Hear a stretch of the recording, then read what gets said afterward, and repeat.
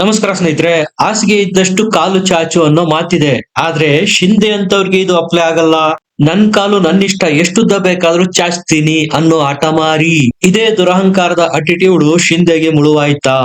ಈ ಹಿಂದೆ ಹಲವಾರು ಬಾರಿ ನಾನು ನಿಮ್ಗೆ ಹೇಳಿದ್ದೆ, ಶಿಂದೆಯನ್ನ ಸೈಡ್ ಲೈನ್ ಮಾಡೋದಕ್ಕೆ ಬಿಜೆಪಿ ಯಾವ ಎಕ್ಸ್ಟೆಂಟ್ ಗೆ ಬೇಕಾದ್ರೂ ಹೋಗುತ್ತೆ.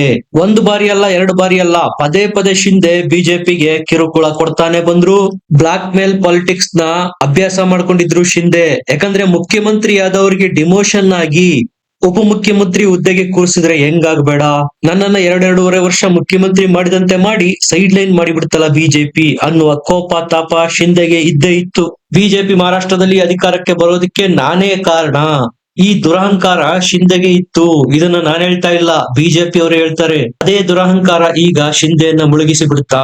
ಈಗ ಟೈಮಿಂಗ್ ನೋಡಿ ಹೇಗಿದೆ. ಪ್ಲೇನ್ ಕ್ರಾಶ್ ಆಗಿ ಅಜಿತ್ ಪವಾರ್ ದುರ್ಮರಣಕ್ಕೊಳಗಾಗಿದ್ದಾರೆ. ಇದೇ ತಿಂಗಳು ಫೆಬ್ರವರಿ 8ನೇ ತಾರೀಕು ಅಜಿತ್ ಪವಾರ್ ಎನ್ಸಿಪಿ ಜೊತೆಗೆ ಶರದ್ ಪವಾರ್ ಎನ್ಸಿಪಿ ಮರ್ಜ್ ಆಗೋದಿತ್ತು. ಘೋಷಣೆ ಫೆಬ್ರವರಿ 8ನೇ ತಾರೀಕು ಹೊರಬೀಳಲಿತ್ತು.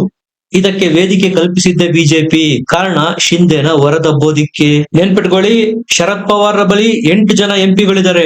ಅಜಿತ್ ಪವಾರ್ ಎನ್ಸಿಪಿ ಪಕ್ಷದ ಬಳಿ ಒಬ್ರು ಎಂಪಿ ಇದ್ದಾರೆ. ಒಟ್ಟು 9 ಜನ ಆಯ್ತು. ಅದೇ ಶಿಂದೆ ಶಿವಸೇನೆ ಬಳಿ ಕೇವಲ 7 ಜನ ಮಾತ್ರ ಎಂಪಿಗಳಿರೋದು. ಶರದ್ ಪವಾರ್ ಎನ್ಡಿಎ ಮೈತ್ರಿಕೂಟಕ್ಕೆ ಬಂದು ತನ್ನ ಎನ್ಸಿಪಿಯನ್ನ ಅಜಿತ್ ಪವಾರ್ ಎನ್ಸಿಪಿ ಜೊತೆಗೆ ಮರ್ಜ್ ಮಾಡಿದ್ರೆ ಒಟ್ಟು 9 ಜನ ಎಂಪಿಗಳು ಎನ್ಡಿಎಗೆ ಸೇರಿದಂತಾಗತ್ತೆ.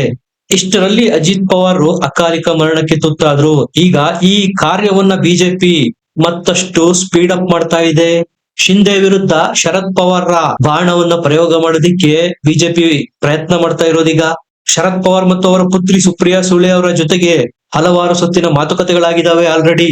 ಶರದ್ ಪವಾರ್ ಸಂಪೂರ್ಣ ಪಕ್ಷ ಅಜಿತ್ ಪವಾರ್ ಎನ್ಸಿಪಿ ಜೊತೆಗೆ ಮುಂದಿನ ದಿನಗಳಲ್ಲಿ ವಿಲೀನನೂ ಆಗಲಿದೆ. ಅಜಿತ್ ಪವಾರ್ ಹೆಂಡತಿ ಸುನೇತ್ರಾ ಪವಾರ್ ಈಗ ಆಲ್ರೆಡಿ ಉಪಮುಖ್ಯಮಂತ್ರಿಯಾಗಿ ಪ್ರಮಾಣ ವಚನ ಸಹ ಸ್ವೀಕರಿಸಿದ್ದಾರೆ ದೇವೇಂದ್ರ ಫಡ್ನವೀಸ್ ಕ್ಯಾಬಿನೆಟ್ ನಲ್ಲಿ. ಇದರಿಂದ ಯಾರಿಗೆ ಶಾಕು? ಶಿಂದೆಗೆ. ಎಲ್ಲಿವರೆಗೂ ಅಜಿತ್ ಪವಾರ್ ಇದ್ರೋ ಮತ್ತೊಬ್ಬ ಕಾಂಪಿಟೇಟರ್ ಇದ್ದಂಗಿತ್ತು ಶಿಂದೆಗೆ. ನೆನ್ಪಿರ್ಲಿ, ಅಜಿತ್ ಪವಾರ್ ಸಹ ಮರಾಠ ನಾಯಕ, ಶಿಂದೆ ಸಹ ಮರಾಠ ನಾಯಕ. ಅಜಿತ್ ಪವಾರ್ ಇಲ್ಲದ ಎನ್ಸಿಪಿ ಆಬ್ವಿಯಸ್ಲಿ ವೀಕ್ ಆಗತ್ತೆ. ಬಿಜೆಪಿಯನ್ನ ಇನ್ ಮುಂದೆ ಮತ್ತಷ್ಟು ಬ್ಲಾಕ್ ಮೇಲ್ ಮಾಡಬಹುದು, ನನಗೆ ಬೇಕಾದಂತೆ ಆಟ ಆಡಿಸಬಹುದು ಅನ್ಕೊಂಡಿದ್ರು ಶಿಂದೆ. ಅದಕ್ಕೆ ಬಿಜೆಪಿ ಈಗ ತಣ್ಣೀರೆರಿಸ್ತಾ ಇರೋದು. ಮೋದಿ ಮತ್ತು ಅಮಿತ್ ಶಾ ಮಾತು ಕೊಟ್ಬಿಟ್ಟಿದ್ದಾರೆ. ಶರದ್ ಪವಾರ್ ಎನ್ಸಿಪಿಯ ಸುಪ್ರಿಯಾ ಸುಳೆ ಅವರಿಗೆ ಕೇಂದ್ರದಲ್ಲಿ ಸಚಿವ ಸ್ಥಾನ. ಎನ್ಡಿಎಗೆ ಶರದ್ ಪವಾರ್ ಜಾಯಿನ್ ಆಗೋದಕ್ಕೆ ಗ್ರೀನ್ ಸಿಗ್ನಲ್. ಶಿಂದೆ ಒಂದು ವೇಳೆ ಎನ್ಡಿಎ ಮೈತ್ರಿಕೂಟದಿಂದ ಹೊರಗೋದ್ರೂ ಕೇಂದ್ರದಲ್ಲೂ ಲಾಸ್ ಆಗೋದಿಲ್ಲ, ರಾಜ್ಯದಲ್ಲೂ ರಾಜ್ಯ ಸರ್ಕಾರ ಸೇಫ್ ಆಗಿರುತ್ತೆ. ಇರಲಾರದವರು ಇರುವೆ ಬಿಟ್ಕೊಂಡ್ರು ಅನ್ನೋ ಪರಿಸ್ಥಿತಿ ಆಗಿದೆ ಶಿಂದೆಗೀಗ.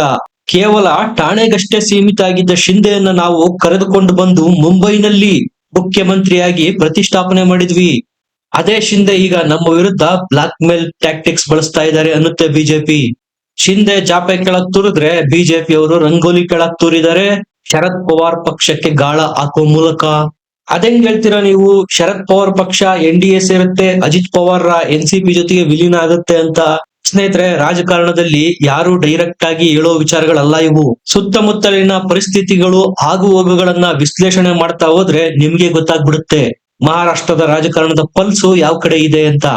ಇದಕ್ಕೆ ಎಕ್ಸಾಂಪಲ್ ಕೊಡ್ತೀನಿ ಕೇಳಿ. ಮೊನ್ನೆ ಆದಂತಹ ಪುರಸಭೆ ಮತ್ತು ನಗರಸಭೆ ಎಲೆಕ್ಷನ್ ಅಲ್ಲಿ ಅಜಿತ್ ಪವಾರ್ ಕುಟುಂಬ ಮತ್ತು ಶರದ್ ಪವಾರ್ ಕುಟುಂಬ ಎರಡು ಒಂದಾಗಿ ಫೈಟ್ ಮಾಡಿದ್ದು. ಇದೇ ಇಂಡಿಕೇಶನ್ ಶರದ್ ಪವಾರ್ರಿಗೆ ಎನ್ಡಿಎ ಕಡೆ ಬರೋದಕ್ಕೆ ಮನಸ್ಸಾಗ್ತಾ ಇದೆ.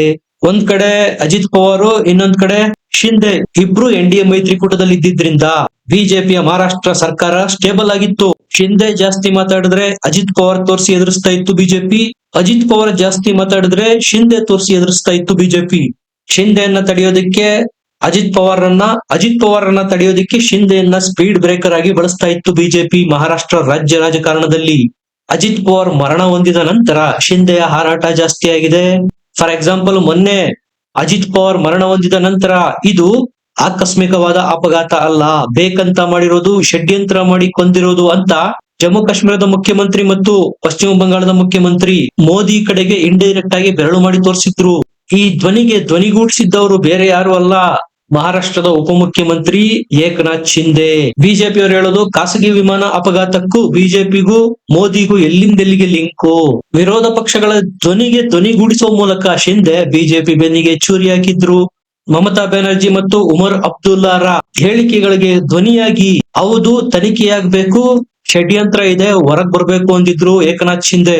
ಶರದ್ ಪವಾರ್ ಎನ್ಸಿಪಿ ಎನ್ಡಿಎ ಮೈತ್ರಿಕೂಟಕ್ಕೆ ಬರೋದ್ರಿಂದ ಮಹಾರಾಷ್ಟ್ರದಲ್ಲಿ ಎನ್ಡಿಎ ಎಂಎಲ್ಎಗಳ ಸಂಖ್ಯೆ ಜಾಸ್ತಿ ಆಗುತ್ತೆ.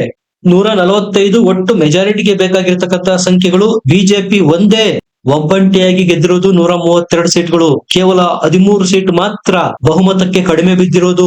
ಶರದ್ ಪವಾರ್ ಏನಾದ್ರೂ ಕೈ ಜೋಡಿಸಿದ್ರು ಅಂದ್ರೆ ಶಿಂದೆ ಕೇಲ್ ಖತಮ್, ದುಕಾನ್ ಬಂದ್ ಆಗುತ್ತೆ. ನಾನು ಇದಕ್ಕೆ ಕಾರಣನೂ ಕೊಡ್ತೀನಿ. ಮುಂಬೈ ಮಹಾನಗರ ಪಾಲಿಕೆ ಎಲೆಕ್ಷನ್ ಆಗಿ ರಿಸಲ್ಟ್ ಬಂದು ವಾರಗಳೇ ಕಳೆದೋಗಿದಾವೆ. ಇನ್ನು ಮೇಯರ್ ಯಾರಾಗಬೇಕು ಅನ್ನೋದನ್ನ ಡಿಸೈಡ್ ಮಾಡೋದಕ್ಕೆ ಆಗಿಲ್ಲ. ಇದಕ್ಕೆ ಕಾರಣ ಶಿಂದೆ. ಗೆದ್ದಿರೋದು 29 ಸೀಟು. 89 ಸೀಟ್ ಗೆದ್ದಿರುವ ಬಿಜೆಪಿಯ ಅಭ್ಯರ್ಥಿ ಮೇಯರ್ ಆಗೋದಕ್ಕೆ ಒಪ್ತಾ ಇಲ್ಲ ಶಿಂದೆ.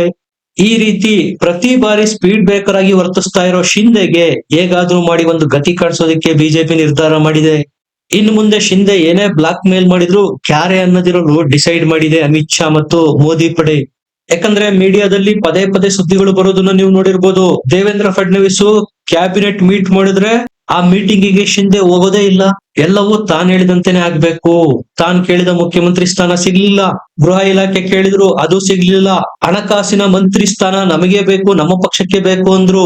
ಆದ್ರೆ ಅದು ಅಜಿತ್ ಪವಾರ್ ಬಣಕ್ಕೆ ಹೋಯ್ತು. ಹಿಂಗೆ ಆಗ್ತಾ ಹೋದ್ರೆ ಸರ್ಕಾರದಲ್ಲಿ ನಾನು ಇದ್ದು ಸತ್ತಂತೆ ಅಂತ ಡಿಸೈಡ್ ಮಾಡಿದ್ರು ಶಿಂದೆ.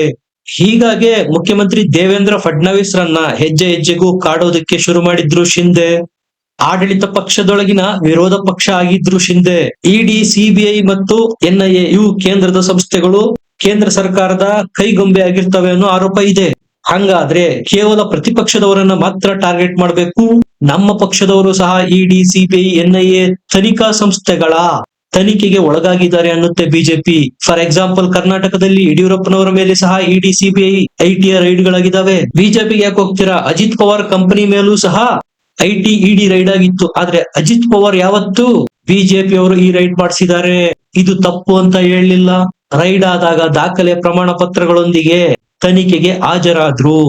ಆದ್ರೆ ಶಿವಸೇನೆ ಶಿಂದೆ ಪಕ್ಷದ ಸಚಿವರುಗಳು ಮತ್ತು ನಾಯಕರುಗಳ ಮೇಲೆ ಇಡಿ, ಐಟಿ ರೈಡ್ ಆದಾಗ ಶಿಂದೆ ಕಂಪ್ಲೇಂಟ್ ಮಾಡೋರು, ನಮ್ಮ ಮೇಲೆ ಇಡಿ, ಐಟಿ ರೈಡ್ ಮಾಡಲಾಗ್ತಾ ಇದೆ, ಸಹಕಾರನೇ ಕೊಡ್ತಾ ಇರ್ಲಿಲ್ಲ ತನಿಖೆಗೆ. ಪುಣ್ಯಾತ್ಮ, ಈ ರೀತಿ ನಡೆಯುತ್ತಾ ದೇಶ?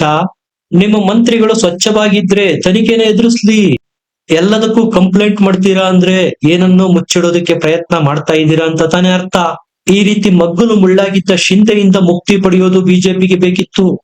ಈಗ ಶಿಂದೆಗೆ ಅವರು ಕೇಳಿದ್ದಕ್ಕೆಲ್ಲ ಹೂ ಅಂದು ಮಣೆ ಆಗ್ತಾ ಹೋದ್ರೆ ನಾಳೆ ಆಂಧ್ರ ಪ್ರದೇಶದಲ್ಲಿ ಚಂದ್ರಬಾಬು ನಾಯ್ಡು ಸಹ ಇದೇ ರೀತಿ ಆಟ ಹಿಡಿತಾರೆ. ಬಿಹಾರದಲ್ಲಿ ನಿತೀಶ್ ಕುಮಾರ್ ಸಹ ಬಿಜೆಪಿಯ ಕಿವಿ ಹಿಡಿದು ಬಗ್ಗಿಸಿ ಬಿಡ್ತಾರೆ. ಈ ಕಡೆ ತಮಿಳುನಾಡಿನಲ್ಲೂ ಸಹ ಎಐಎಡಿಎಂಕೆ ಬಿಜೆಪಿನ ಕಾಡೋದಕ್ಕೆ ಶುರು ಮಾಡುತ್ತೆ. ಹಾಗಾಗಿ ಶಿಂದೆಗೆ ಟ್ರೀಟ್ಮೆಂಟ್ ಕೊಟ್ರೆ ಬೇರೆ ಕಡೆ ಸಹ ಎಲ್ಲ ನಟ್ಟು ಬೋಲ್ಟು ಟೈಟ್ ಆಗುತ್ತೆ ಅನ್ನೋದು ಬಿಜೆಪಿ ಲೆಕ್ಕಾಚಾರ. ಅಂದ್ರೆ ಒಂದೇ ಏಟಿಗೆ 2 ಹಕ್ಕಿಗಳನ್ನು ಹೊಡೆಯುವ ಪ್ರಯತ್ನ ಮೋದಿ ಶಾದು. ಆದ್ರೆ ಶಿಂದೆ ಹಠಮಾರಿ ಮತ್ತೆ ಮತ್ತೆ ಕೊಕ್ಕೆ ಆಗ್ತಾನೆ ಇರ್ತಾರೆ, ಏನಾದ್ರೂ ಒಂದು ಖ್ಯಾತೆ ತೆಗಿತಾನೆ ಇರ್ತಾರೆ. ಅದಕ್ಕಾಗಿ ಪರ್ಮನೆಂಟ್ ಆಗಿ ಈ ಗಾಯ ಗ್ಯಾಂಗ್ರೀನ್ ಗೆ ತಿರುಗೋದಕ್ಕೂ ಮುಂಚೆ ವಾಸಿ ಮಾಡಿಬಿಡ್ಬೇಕು ಅಂತ ಶರದ್ ಪವಾರ್ ಮತ್ತು ಸುಪ್ರಿಯಾ ಸೂಳೆರನ್ನ ಎನ್ಡಿಎಗೆ ಕರೆತರುವ ಪ್ರಯತ್ನಗಳಾಗ್ತಾ ಇರೋದು. ಇದರ ಬಗ್ಗೆ ನಿಮ್ಗೆ ಏನ್ ಅನ್ಸುತ್ತೆ? ಕಮೆಂಟ್ ಮಾಡಿ, ಲೈಕ್ ಮಾಡಿ, ಚಾನೆಲ್ ನ ಸಬ್ಸ್ಕ್ರೈಬ್ ಮಾಡಿ. ಮತ್ತೆ ಸಿಗೋಣ. ನಮಸ್ಕಾರ.